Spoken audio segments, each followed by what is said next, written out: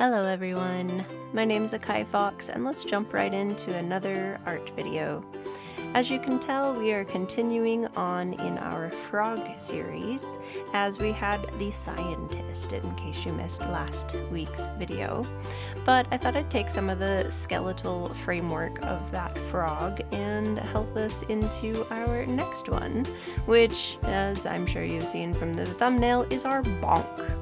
Now, if you're not familiar with Twitch and some of the things that happen with Twitch emotes or social interactions, sometimes people can be a little naughty, and so quite often a bonk is used as someone saying, hey, that's a little out of line, I'm going to bonk you for saying something either inappropriate or just overall to kind of put someone in like quote-unquote timeout.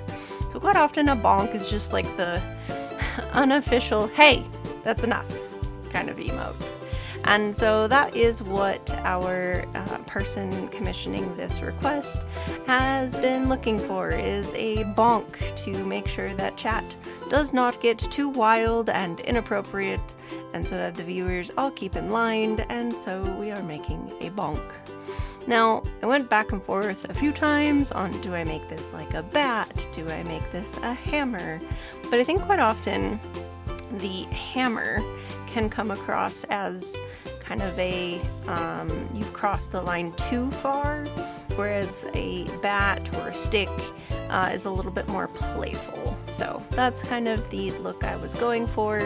And then of course we wanted to make sure that those bonk lettering is as large as possible, because when these emotes are scaled down, they are about 112 by 112 pixels, which is not very big. So we want to make sure that it is as legible as possible. Now, the logistics behind making the actual frog being bonked is to make sure that there is some movement. So you can see in the very last frame, we want to make sure that the eyes are squinting closed, as in some pain is happening, and that there's a little bit of squish moment happening. So we're dropping the frog down just a couple, maybe centimeters here, and that way it insinuates that as it is getting hit, it is flinching and dropping down. Now, I tried guessing at some of the colors, couldn't get it right, so I pulled out something in their about page and snagged the frog bright green, the yellows and the pinks, to make sure that it was all synergetic with some of the other work and things in their page. And so this was also the first one I think I colored when I was doing this all live, hence why we snagged that, and then pulled the colors into the other works we've done. And again, if you've missed some of those other ones, we have a pirate, and we have a scientist, and now we have our bonk. Now I went back and forth a little bit on, do I make some sort of motion wow kind of moment like you see in comics? And I went with orange at first, and then I went back and forth with some of the lettering, and I wasn't sure if I was going to keep it or not.